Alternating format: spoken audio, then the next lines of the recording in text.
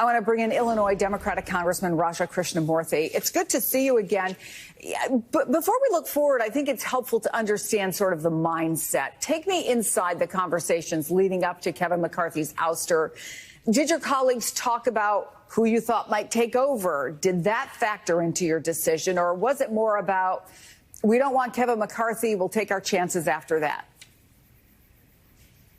No, I think it was more, first of all, there was tremendous unity behind our leader, Hakeem Jeffries.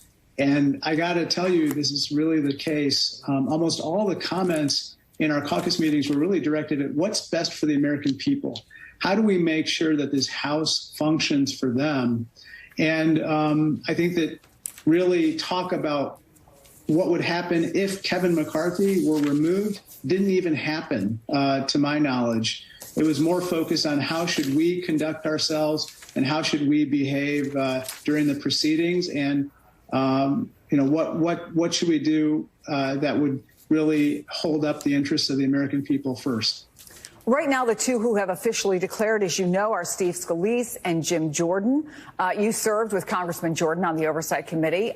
Would either of them make it easier to move legislation than it was with McCarthy as Speaker? Tell us what you're thinking right now. I'm not sure, is the short answer. Jim Jordan is kind of heading this impeachment inquiry, and I sit on the Oversight Committee, which has kind of presided over some of these proceedings. And I have to tell you, anybody who was watching that impeachment inquiry or the first hearing would know that it was basically a joke, and it didn't really surface any evidence of any wrongdoing whatsoever by President Biden, not a moving violation, not a parking ticket, and certainly nothing that would amount to a high crime or misdemeanor. But it seems like Jim Jordan was really pursuing Donald Trump's agenda in pursuing this impeachment inquiry. So my concern is that if he became Speaker, he would continue to do the same. He would basically have an agenda in the House to assist President Trump's or former President Trump's presidential campaign.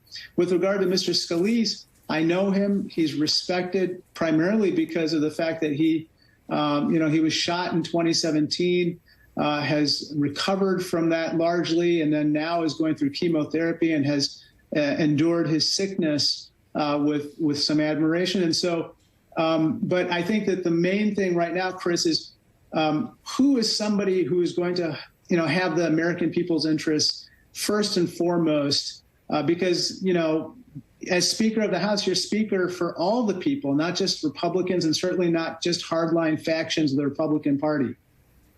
Well, I hope you'll come back and talk to us as we get closer, whenever that might be. Congressman Raja Krishnamurthy.